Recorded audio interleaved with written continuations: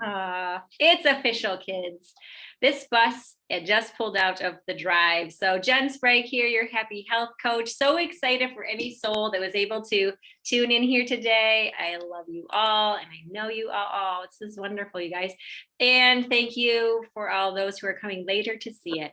Today is a very beautiful Michigan day. If you're here, then you know. But it's a special day because I get to talk to you guys about something that's changed my life, and I get to help people with it. And I feel like I have a better language or an understanding of how to, oh, and Lynn, you're still on there, even though I'm talking. How do I change that? Maybe, doodle-doo. I don't know. Anyways, speaker view still has just Lynn on there, but you'll still hear me, guys, and that's all that matters. So as we think about our patterns, I don't know about you, but I love pesky patterns because of the alliteration, but patterns in general are like, maybe you can come up with your own word, like effing pattern, mother effing pattern, or this heck of a pattern, or whatever the word is that you find yourself experiencing. That, my friends, is why we're here today. So I'm just going to jump in. I have some slides, and most of them I think probably will just be for me to look at, but maybe there'll be some questions that I'll show you. But the first thing, like just to bring us together why we're here, you've been reliving some crappy experiences. Maybe they're in relationships or jobs, similar patterns in that situation. You've been sabotaging yourself. Maybe you have some goals of some kind, and you keep getting to a certain point and then you fall off or abort the mission, or you're triggered by past events. This is a big one too. And even like having your emotions hijacked and you're not sure why, like all of a sudden you just have this mood shift. You're like, dude, what just came over me like a monster? And also, if there's this sense that you might know what you really want, but there's some part of you that's resisting it and you just can't figure out why. And it feels like there's a part of you that's like taking control. So does anybody experience any of those things? All right. You're all in the right spot, kids. So just because I'm going to have some of you share some of your patterns, but to get us warmed up, I'll share some of my own patterns. So just be on the alert. I would love to hear some of your patterns in a second here. So most of you that know me know I have like a pattern with sugar and sweets. And this is a long love affair. And I also have a pattern with sometimes being late. And I also have a pattern of maybe overscheduling myself. And I also have a pattern of maybe people pleasing. What else? And those of you that know me, why don't you just shout out, what are my patterns? Mom, go ahead. Now's your chance. Jokey. But being late all the time, not like sometimes. Oh no, not sometimes. No, not sometimes. Every time, not a little bit late. It's 5 outfits late. I honor you. And you guys, I'm like the most seemingly low maintenance person, but I don't know what happens. I just like feel like I'm in the car and I'm not in the car. And I'm like, oh, maybe my water, or yeah, you know what, these shoes, I don't like these shoes. And then all of a sudden it's like, yes, Suman's laughing. It's like 10 minutes have gone by and I just have started to buffer. So Mom, I so appreciate you. Thanks for calling me out so well and so long. But I have moments of being on time, not all the time, but I do have moments now, they're coming, but it is seriously a process. So that's a very healthy one that I've been conscious of for quite some time. You were on time. You were on time today.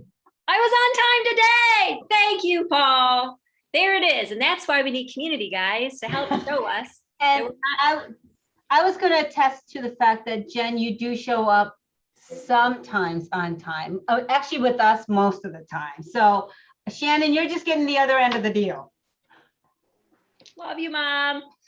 Maybe that does say something else. Maybe that's another pattern, you guys. Maybe there's a part to be explored about my relationship there and that inner rebellious child and how she relates to her mom. I love you, Mom. You're breaking this pattern already. Yeah, see, it's possible. So I hope you all feel inspired and some hope. And now I would love to hear some of your patterns. And even you guys, I have some of the other patterns that are maybe like my mental talk, right? Sometimes that can be a pattern of destruction. So they're not always just like, oh, I'm late, or, oh, I like too much sugar. They can be heavier too, relationships, jobs. So talk to me. You can put it in the chat and I'll read it, or I like to hear your voices. So spit them out. So something that happens to me is that I can talk to anyone, but my problem is, when I went to a networking event for the first time in like 2 years the other night, and on the way home, all the way home, I kept reliving in my mind all of the little social interactions I had had with people and feeling as though, oh my gosh, I was the most awkward person there. And I'm not so sure that went so well. I don't know what they're going to think of me. And, it was just bothering me. And finally, I just kind of had to say, oh, whatever it was fine. I was there. I gave out a lot of business cards. That's all I could say. I love that, Lynn. You are so not alone. Oh my gosh. What do you think, guys? Have you ever experienced that? Oof. Right? Constantly re-looping stuff and making up your own story about what happened and creating meaning that might be not really a thing. I heard, did I see a hand up? Hop on, Paul. You're gonna have a lot of work to do today as the solo man on this show. Okay, I will share, but not too much. But I do have I have a really good meditation practice in the morning, and it really helps me stay sane. But at night, instead of I wanted to do gratitude practice and just like a little bit of meditation to touch in, but instead I eat and sort of numb myself and so I found it a very difficult pattern. So I'm being gentle with myself and trying to figure out a way that I can not numb myself with with some food to sleep. Ben and Jerry's, it says that there's it's 4 servings. Yeah. What a joke. Yeah, that's funny. What a cruel joke they put on the back of that container. Oh my gosh. Thank you, Paul. Sure. I saw my mom clapping because, believe it or not, she was one of my first coaching clients. Do you want to share a pattern, Mom?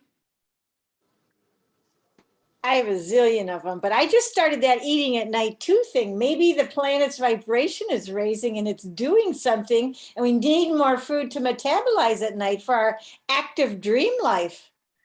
I like it, Mom. I like it. Blame it on the universe. When in doubt, blame it on the universe. It's totally the stars. My go-to is mixed nuts with M&Ms and candy corn. Ooh, the candy corn. Oh, and dried cherries. Ooh. Oh, yeah. A lot of calories in there, a lot of calories. That's good. That'll keep your dreams well fueled. Okay, so. My bad pattern is putting things off that I really don't want to do. Yeah. Oh yeah, I see some head nodding there. That's me, avoider. That's my name tag.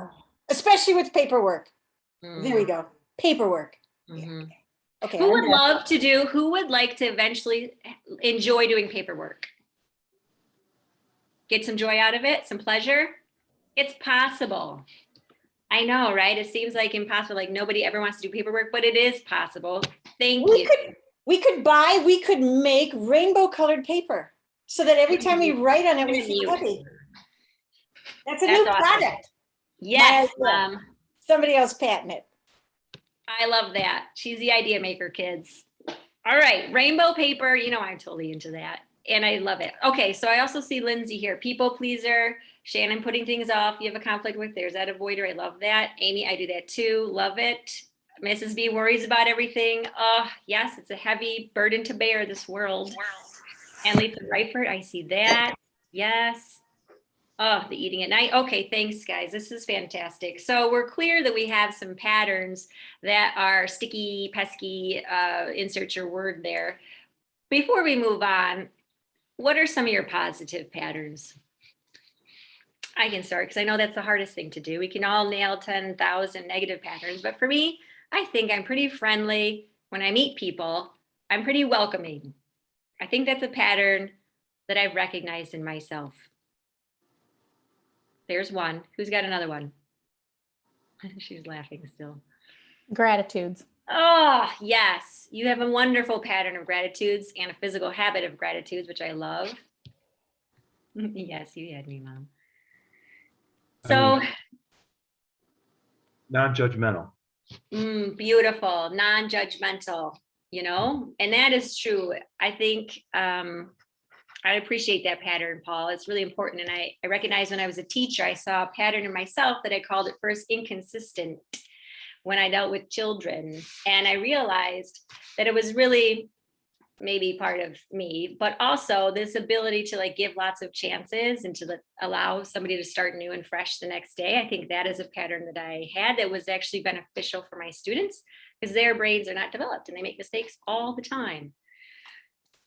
Love it. Okay, win, win, win. Okay, so here we go, guys. We've got patterns. There are some positive patterns. And if we work together, and you guys know, we like to start off with what's going well. So recognizing what you do well already is lovely. Okay, there might be somebody that's not on mute, but anyway, that's Lisa. Love you, Lisa. Okay, so want us to think about, as we move forward, where did these patterns come from? So there's a part of you today that came here that may be related to and even saw last minute, like Lynn did, that she resonated with. There's a sense of there's a pattern going on that could be affecting your life that you would like to change.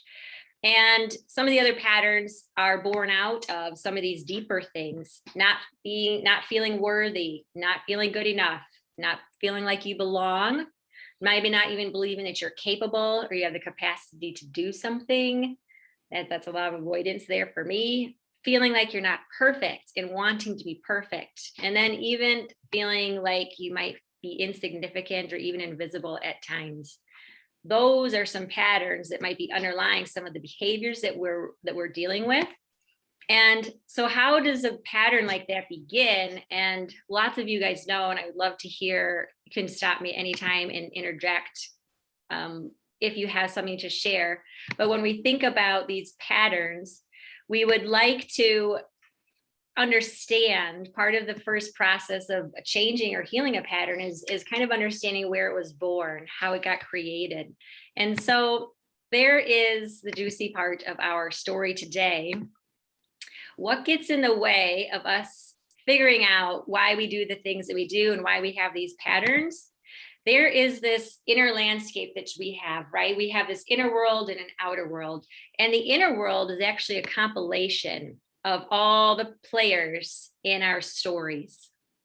So when we think about how we approach life, how we show up to life, we're bringing with us a story that we've lived. And that story, I think I have a lovely quote here somewhere from Eckhart Tolle. Suffering implies a story.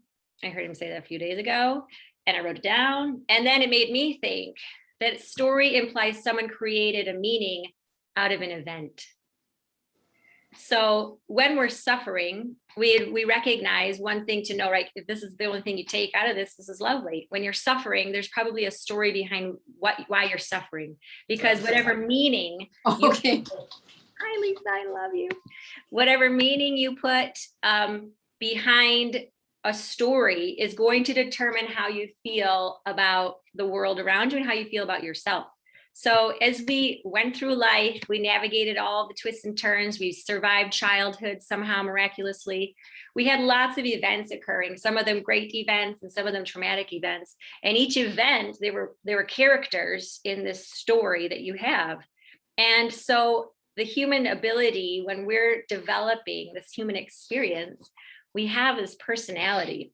And the personality is actually a compilation of parts. And I can maybe share a screen here that would just show a diagram, which is really not that super great, but it's fun. Okay, so what can you see? You can see it? Anybody? Yep, okay. Yes, we can. Okay, so when we think about suffering, there's a story, which means there's a part of us that made a meaning, attached a meaning to an event. And let me give you an example. A child is screaming, maybe 1 or 2 year old, and they're hungry or something, and they're like they have a need that needs to be met, and they're voicing it. Mom comes towards this child, they reach out for the child, and then the phone rings, and mom has to turn away from the child to answer this phone call. And now this child is experiencing that event. And what story does the mom tell about that? And what story is the baby telling about that? That's how you end up with maybe a trauma event that doesn't seem traumatic, but that baby might perceive being abandoned, not being good enough to be cared for, not getting their needs met, feeling invisible maybe.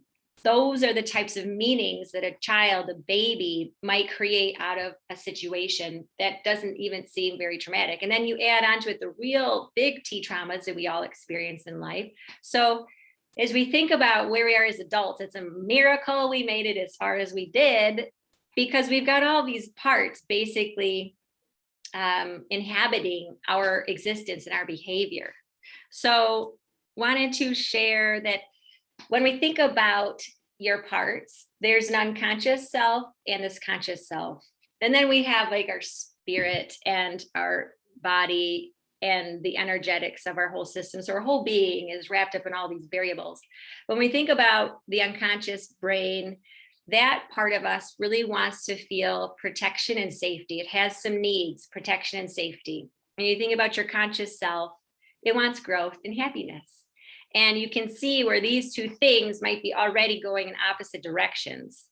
Protection and safety to a lot of organisms means stay in a comfortable environment, right? But then for your conscious self, it wants to be growing and feel some happiness and satisfaction, which means going outside your comfortable environment. So human condition, yay, we're already fighting with ourselves and we didn't do anything yet. We just have these two parts of us. This reptilian brain or this old brain that wants protection and safety, and it's kind of unconscious and it shows up in our body a lot. It expresses itself in our body. That's why moving and exercise is good, but also when we emote, there's often a physical component, or you can feel an emotion trapped in your body. It feels like a sensation. That's our unconscious body talking to us. Then you have this conscious self, which didn't finish evolving in your body until you were 22, 23, or 25. They say as late as 25. So when we think about this story, just going to slow down for a second here. Imagine the young child from 0 to 7. That's when a lot of these patterns are created. And imagine their brain. Their brain is not nearly even halfway developed at that stage. So they don't have a lot of contextual clues. They don't understand what's going on around them. They don't have the big picture. So they're left with this inexplainable behavior of mom not giving them what they need. They're the center of the universe. They have no idea. They have to create a meaning for themselves because they're confused. They have no idea what happened. And so that is why when we get to this stage as adults and we see that there's an inner child that is stomping its feet or making you late or sabotaging your efforts, that's why when you remind yourself that is actually created from this child who did the best they could with the understanding they had, with the brain power that was available to them when they were young, is it easier to have some compassion for that pattern? That is like the first step, you guys. It's just recognizing that if our parts came from when we were young, before we really knew what was going on, and there's lots of different parts you can have, right? There's the inner critic here. This is straight from one of my teachers. Thank you to all of my teachers out there, Patrick Dominguez. He does great work. And he's taking me deeper into this parts work, which is part of my original training with transformational coaching, but learning it from another level. So that's kind of what inspired me. But also there's a story that maybe I'll share that came up from that. But here you go. So you guys are familiar with this. There's a perfectionist, there's a rebel, there's an adventurer, there's inner guidance, a nurturer, a problem solver. And there's many more parts too. So all of these parts are inside of you. And if you think about how they were born, if that inner child, if that small child that was avoided by her mom because maybe mom was waiting for like an important call, like her father's on her deathbed and she's waiting to hear what the doctor has to say, and the child doesn't know that, right? So, but the child might create a part here. The child might create a protector part. oh my goodness, my needs might not get met. I need to protect myself. I need to withdraw and stay away from people that might care for me. And you can imagine as an adult, that might be quite a detrimental pattern to draw away from people that care for you. But if we look at the intention behind it, that 2-year-old is trying to protect itself, is trying to keep it safe and alive and to avoid the pain that it experienced. Is that a positive intention that that part had for that little one? That is what we need to remember. So the first part is noticing a pattern. And the second part is this compassion piece. And we recognize that every part in you, there's no exception, has a positive intention for your life. And even if it comes from the reptilian aspect of like, I just want to keep you alive, stop like running in front of traffic, you know, that is the legitimate truth. So just knowing some of that, it can kind of shift your inner dialogue already, even if that's like the thing that sticks with you today. Every part in me has a positive intention for me. And the end result that intention is to keep me alive and safe. And so when I enter the world as an adult, fully developed up here, mostly, you never know where there's some holes in there, I'm missing something. But when I come with myself as an adult and I'm doing some behaviors that seem, I don't understand why, illogical, that is your message. Okie dokie. So when we have some type of illogical pattern, then there is something that is occurring. So what we want to kind of understand, now that we kind of know where parts are developed, and if you think about your story, what you show up with every day, the story about yourself you bring to work, the story about yourself you bring to your partner, about to your kids, to your siblings, to your parents, each of those stories has different characters that come alive. Like, I only get upset when I'm around this person, and maybe it's your sibling or something. There's an inner part there that has some triggered experiences. And so that inner part, that smaller, younger part that's getting illogically, having a really inappropriate response to something that like your brother did, there's something that needs to be healed there.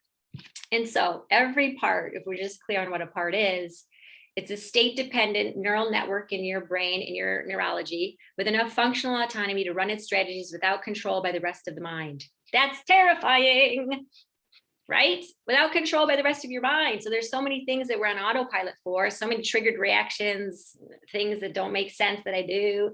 And so just recognizing that parts, just like a person, each part of you has its own emotions. It has needs that need to be met. It has a belief system or structure. And that's the part that gets tricky, you guys, their belief system. And they have an identity and they have strategies, which turn out to be behaviors that you elicit, that you behave. So if we remind ourselves, 1, every part has a positive intention for me. And 2, every part has its own needs that need to be met. And that they do have the power to sometimes run programs without my knowledge. So this part, this third part, hey, it's kind of important to pay attention to this pattern, because I don't maybe necessarily want to give my power to something that happened to my childhood, something that happened in my childhood. I kind of want to take my power back from that. But in order to do that, you can't push away that part. You can't kill the part. You're not disowning the part. You're not firing the part. You're not kicking the snot out of the part, although sometimes you really do want to go there. This is where that compassion comes in.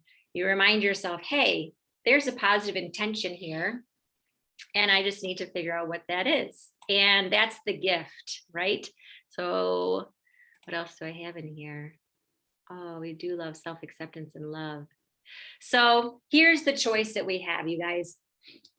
Now that we're kind of a little bit aware of parts, who's got questions? Because I love questions. Questions? Wow, I should go back to teaching. Just kidding. Love all you students. All right, so if we're thinking about the first step towards us moving towards a new behavior, creating our best self, stepping into our best self, there has to be some acceptance of that part, right? And here's the choice. We either keep fighting those inner parts, or we can help them get their needs met so they can release and quell their pain, heal their pain. And then they feel whole, they feel loved, they feel worthy, they feel like enough. then they're not going to be opposing you anymore. They're not going to be causing resistance in your life as you want to move forward. They're going to be with you. That's called integration, right? So in order to integrate our parts, it requires this radical idea that is just blowing my mind, and it's beautiful, where we accept the part, we appreciate it, we give it some love, and then we ask it what it needs. And first and foremost, it needs to be heard, right? Just like every little child and every human adult needs to be seen and heard some way to feel loved and appreciated and important and like they are worthy of being here. So there's that. I think we have a slide here like this one. Oh, and here's a nice one too. We can't heal and change what we can't love. And so Scott Mills, another teacher who works with Patrick, mentioned that, and that just really stuck with me. So if you got something and you want to be on time 60% of the time instead of 30% out of the time like me, then there's going to be some level of love that occurs. And when I am late and that little inner critic starts going like, Jenny, what is wrong with you? Like, seriously, then it's like, okay, I know, I hear you, and nobody's going to die. We're not going to brain surgery. And next time, what am I learning? Okay, we need to add another 10 minutes to my buffer when I'm making this route or whatever it is. Like, that's an example of how you can have some compassion, and that goes on in my head usually daily. Okay, so here it is. I don't know. I like the A's in alliteration. It just happens on accident. But this came like maybe a week ago, and it really is just lovely. Awareness of your pattern, and then you have an acceptance of that part that's creating this pattern. So behind a pattern, there's a part. And then allowing that part to be heard and understood. That's where help from your community can come in, because we're the hardest on ourselves generally. And even like Paul saying, hey, you made it to this thing on time, right? So that's where community comes in. And I've really been influenced by the new book by Oprah and Dr. Bruce Perry, about what happened to you, and is talking about trauma in the developing brain. And it's a beautiful book, and it's just great for you to understand your childhood, how your parts got started. I don't think they refer to it much in the part world, but just how that brain develops and why it makes sense that we have these illogical patterns, because they were created before our brain was logical. And the thing that he points out that's so important for healing in general, and this goes for parts too, is the need for community and connection, and to be seen and heard. So that's what we're going to do with our part. We're going to allow the part to be seen. We're going to ask it what its needs are. And then if we can acknowledge that need and say, you're right, maybe you need a break. Maybe you need to like give yourself some grace between appointments, and like stop kicking yourself and start scheduling yourself in a more realistic, logical way. And before that can come, there is some experience. There is some loving up of that part, that child who's trying to protect me. And this goes back, I was going to share this story. It came up in that podcast, if you're curious, Mom, This Works. So recently, one of the most recent things that came up for me, I was working on my pattern with my schedule, because it's gone through so many iterations, starting from teaching when I was so busy, and that the nature of the work and my perfectionism or whatever just meant that there was like no time to do things and to eat and your attention and all these things. So that created like a habit and a pattern and expectation. So when I quit that, the first year or two of me in the free world after that was still me working way too much, even more, because I was doing something actually that I liked. I think I had more energy, and I was actually doing more. And I was like, I found out, I noticed that, I acknowledged that. We figured out some stuff there about worthiness and how we relate to money, and some of the parts of me that maybe had a relationship with money that wasn't super great, and I don't have to work so hard to survive. And so then my schedule quelled a lot. But now, since it's opening up and things in the real world are starting to come back to life, and there's all these social opportunities, I notice that my schedule is getting full again, and not necessarily work stuff, but then there's so much fun stuff to do, you guys. So I was still feeling overwhelmed, and that's what I worked on with my coach a couple of weeks ago. And this funny story came up, not funny, I think I was crying, but I was like, why? I get so frustrated, and I have so much going on. I get too busy, and it's not even like they're things I don't want to do. I want to do all these things, and they're great. And at any rate, I had all the feelings, and what we do is we trace back a feeling of feeling resentful towards my schedule, of feeling like I don't have enough time, or I'm not good enough, or I have to do these things in order to be important. I have to show up there in order to be loved, so I can't say no. All of those were underneath this feeling of overwhelmment in my schedule, even though half of them were fun things. So we trace that feeling back to a time that I can remember, and it might have started before that, but it was 6 years old at waiting to get picked up after swim practice. Right. And I was, like sitting there waiting for my parents to come, last in line, coach is waiting there. You're feeling all the feelings of like sadness as they forget, like not important, feeling like all the other things that my parents are doing must be more important than picking me up, feeling kind of embarrassed, and then shame around it. And, that was like kind of a regular thing in my childhood. And I know my parents did the very best they could, and their lives are completely different now. Love you, Mom. This is not at all for that. But the little one in me created this story around not being picked up, in whatever she thought was a timely manner. And she created all this unworthiness. I'm not important enough. I had to do so much in order to be important because my parents do so much and they're important. So that is, what do you guys think about that? I would like some reflections on that. What do you guys think of that connection, that story? Is that anything coming up for you? Take your time. I'm gonna say, for me, we have an only child, and that's one of my huge fears for him. And so I'm usually waiting for him, like sometimes 10 minutes before, or I track him on his phone to make sure that I love that, Amy. yeah, because I'm just like, okay, I don't want him to ever feel like I forgot him. So I love that. yeah, so I totally that totally hit a chord with me. Yeah. And what's funny about that is like maybe some meaning that your child, I'm not saying he's doing this at all. I'd love to meet him and I can't wait to eat his delicious baked goods. But who knows what they're coming up with in their head. He might be saying, gosh, would my mom just lay off and get off my back? Like she's totally all over, like, you don't know what meaning your child is making at the time. And so as you're doing your best, Amy, and you are doing your best, and I know it's beautiful, and my mom did a beautiful job, because look at me, I'm still here. And so that's the part where another layer of self-love comes in. Thank you, Amy, for bringing that up, because as we relate to other people, and like, I don't want to disappoint somebody, right? So I better do this. And there's that people pleaser thing in there.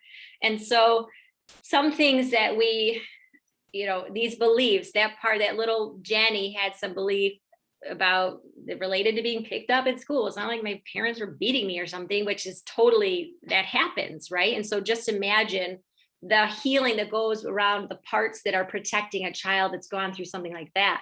That is a whole nother level of healing and understanding of parts work, that protector that comes from there.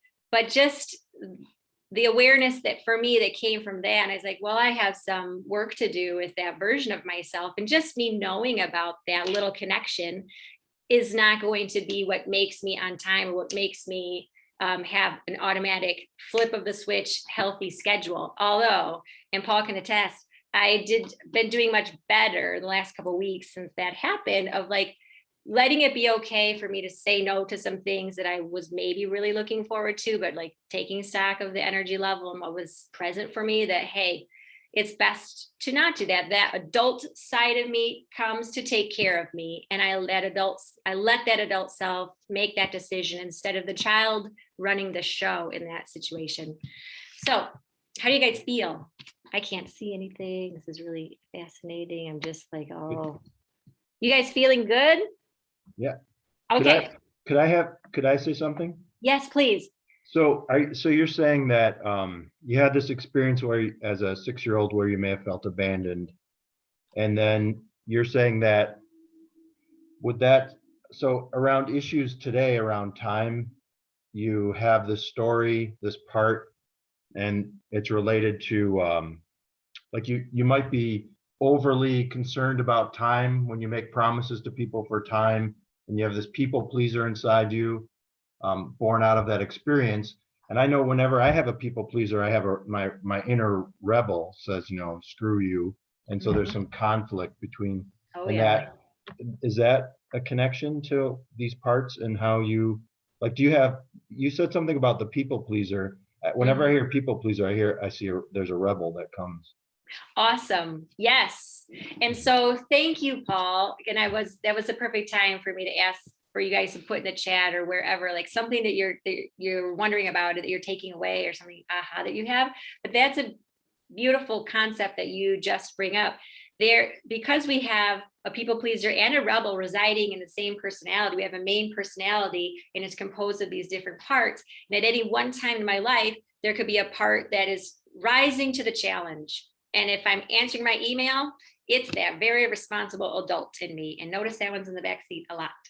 If I am, I don't know, going for a walk on the woods, then that's my inner child coming out. So curious, just talking to all the animals and looking at the leaves and doing the things, right? So for any given situation, you have different parts that step up to help experience that situation with you, basically. And so when we think about a part and we talk about, we're not going to get rid of any parts, but we have these parts in conflict with each other, that's what prevents us from moving forward often. And so that's exactly right. There needs to be a way for the rebel needs to get met and the people pleaser needs to get met. And it requires that there's some healing that goes on and some self-expression. That rebel needs to have time to express itself in your life. And maybe you're going to rebel and like, not wear, maybe it's something appropriate, Jenny. Maybe you're going to rebel and take the 15 items through the 10 item checkout lane, right?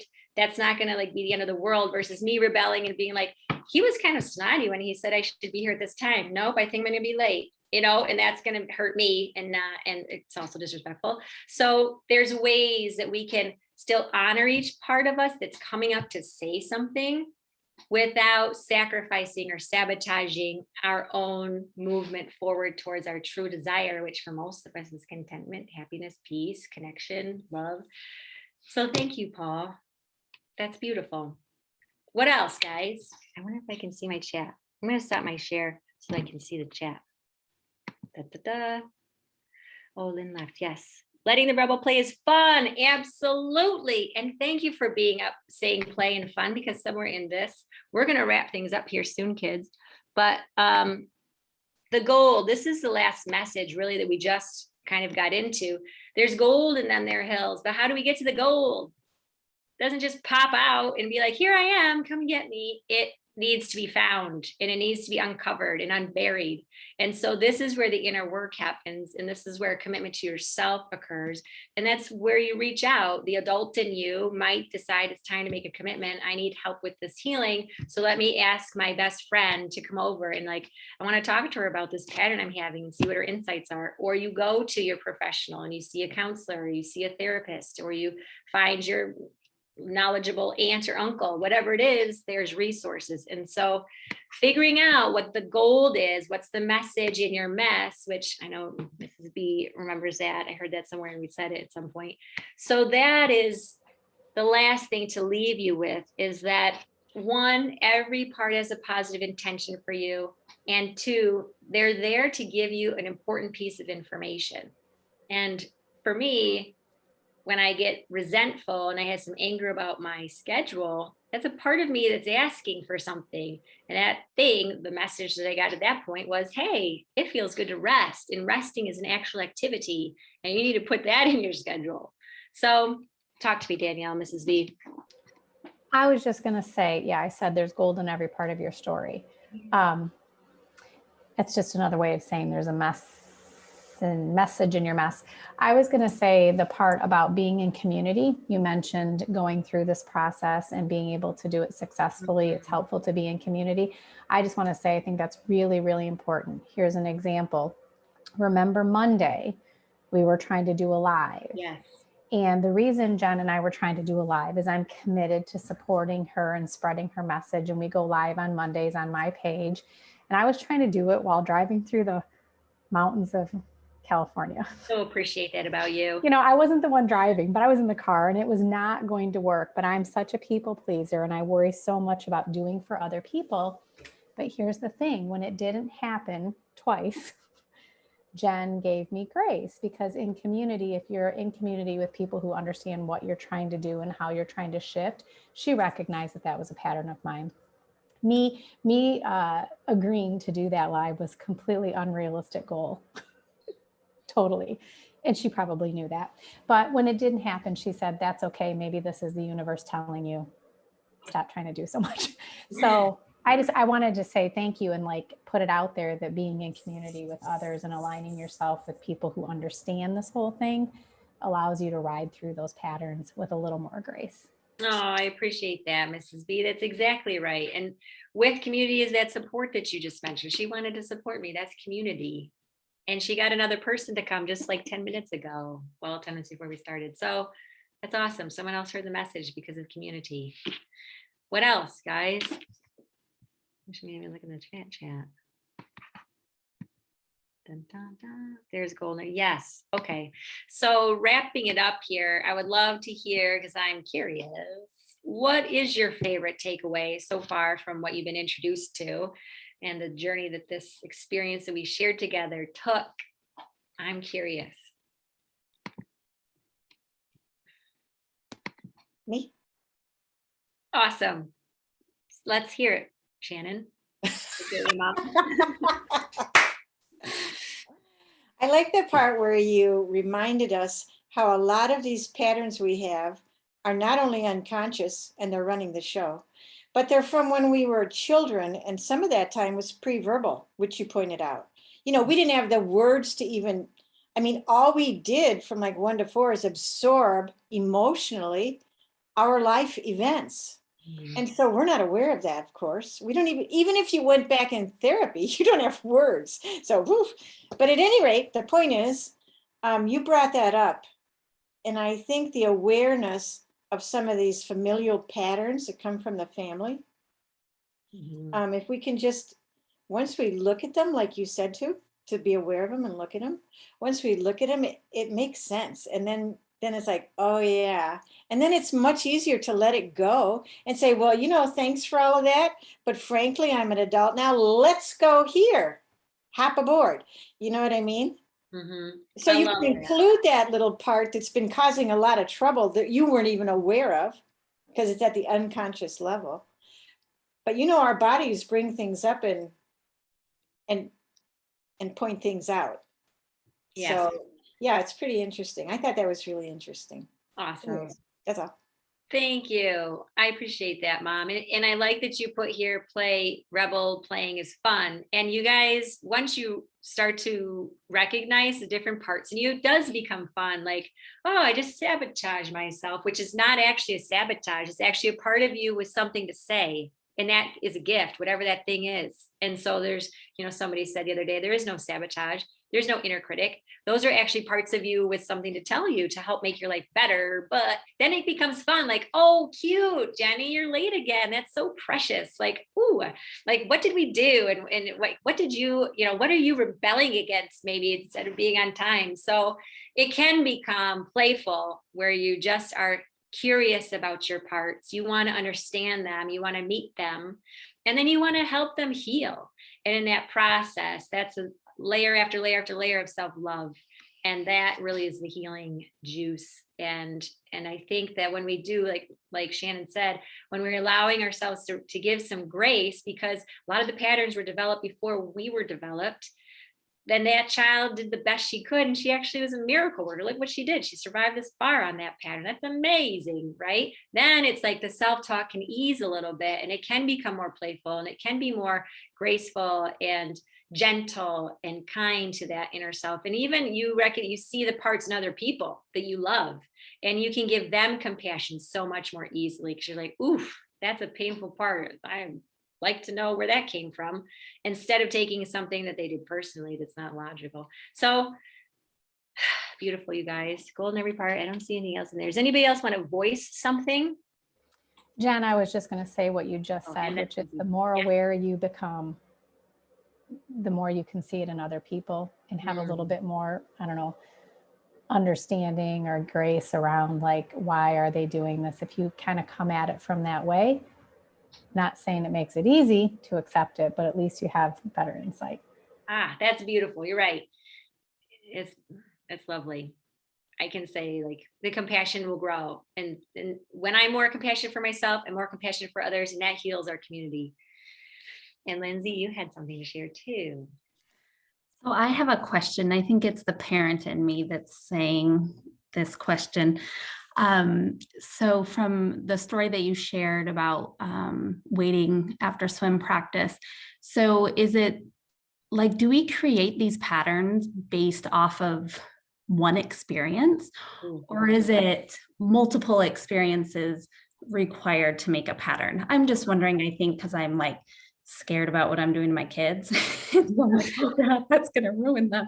I think So I'm trying to understand like how, like, and I get the whole inner child thing and how, our brains aren't, we don't necessarily know what's going on and they don't have the reasoning and the logic. And so they don't get that. So like how much has to happen for them to really create these patterns of who they become? that is such a really great question, Lindsay. And from my understanding, there's a root cause and there's a core wound, and that's an originating event basically. And some of the core wounds are, which would be next slide, but we don't need to read it. I'm not safe.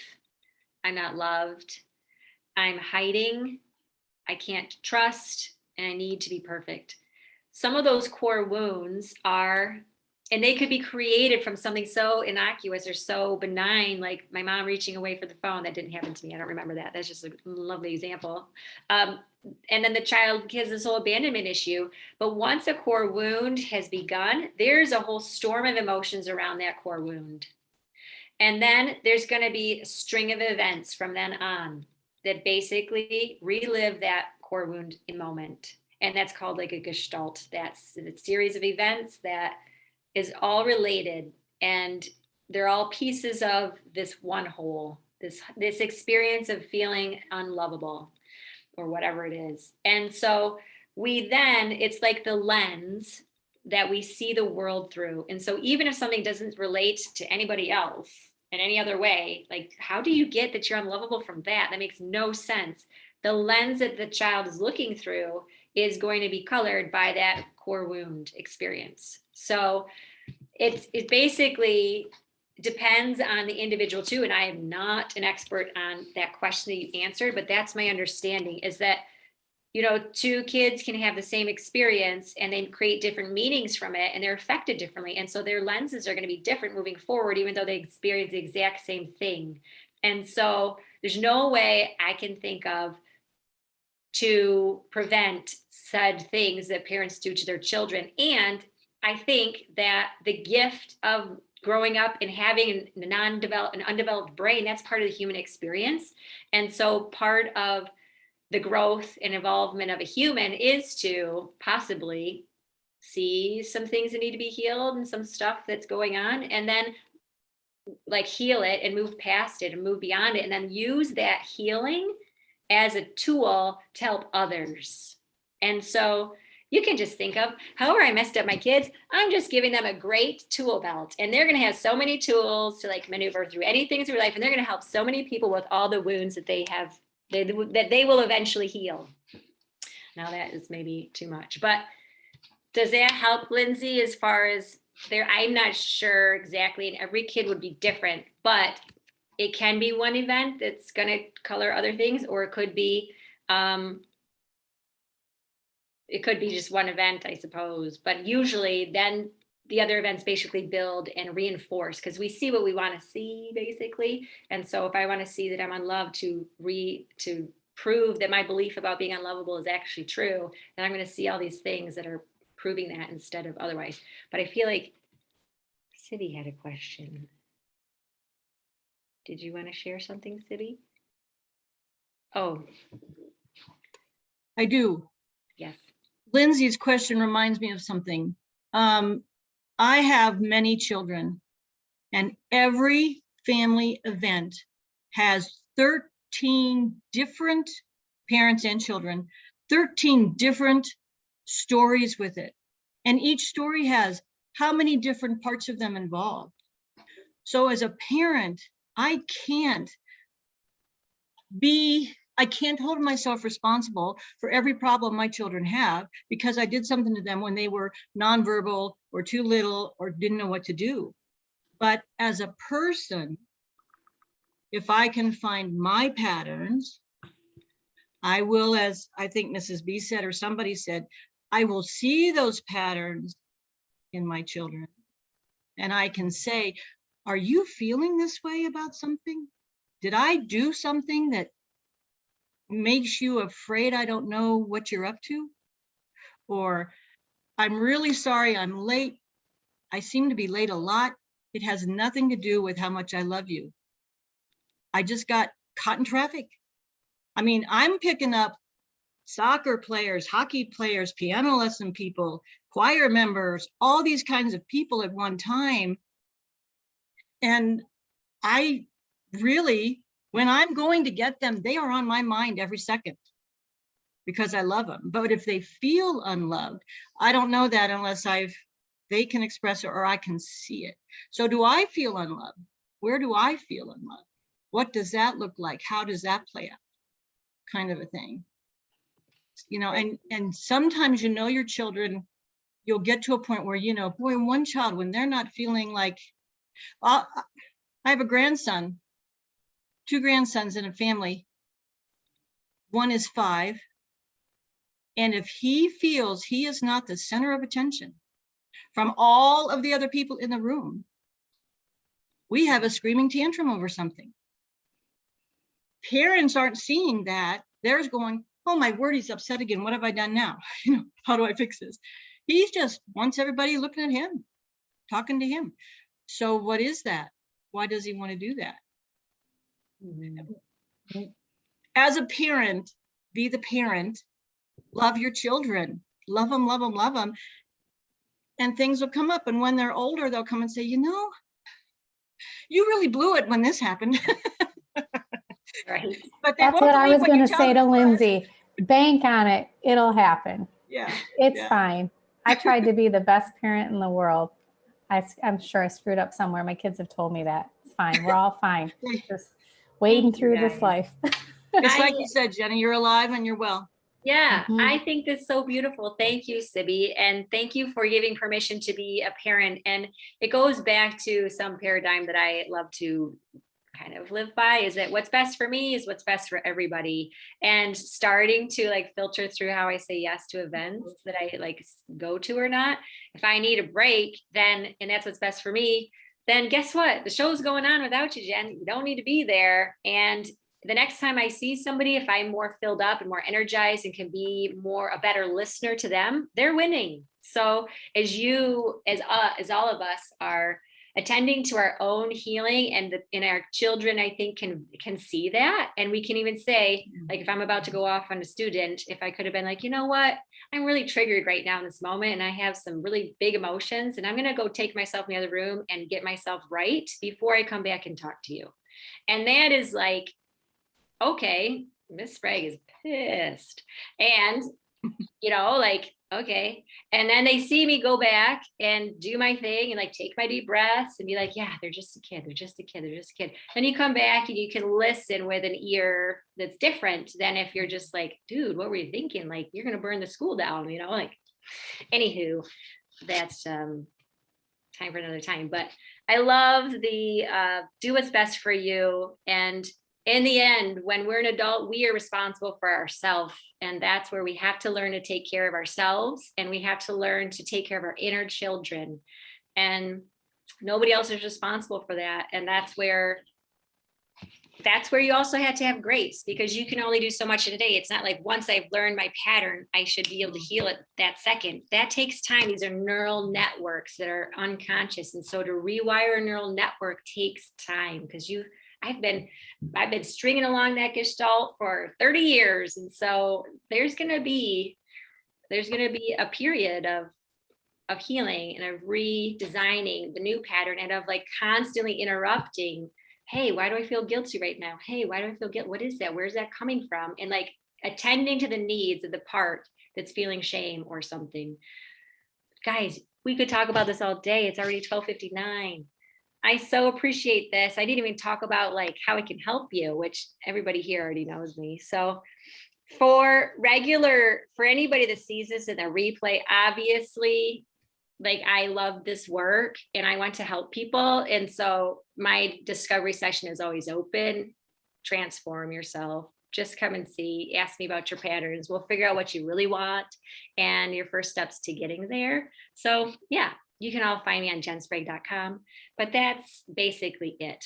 And before we leave, can you guys share like the word that you're feeling? Like I'd love to hear your voices again, like one word to say what your state is. It doesn't have to be a positive word. You're allowed to feel all the feelings. I'm going to say I feel full. I feel fulfilled. Don't all talk at once. I'm feeling cerebral. I'm processing a lot up here. Love it. Your hair is beautiful. P.S.